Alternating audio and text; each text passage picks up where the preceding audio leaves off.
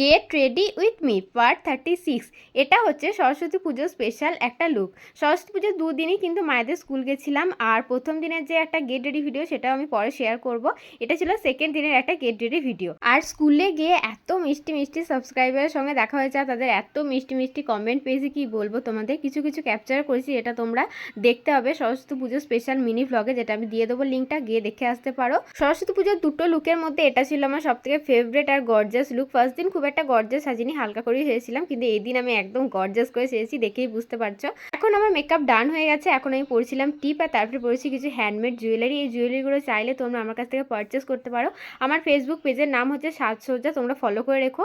নতুন নতুন আপডেট পেতে আর কম প্রাইসে জিনিস পেতে অবশ্যই ফলো করে নিও আমার পেজটাকে। আর আজকের লুকটা কেমন লাগলো অবশ্যই কমেন্ট করে জানিও।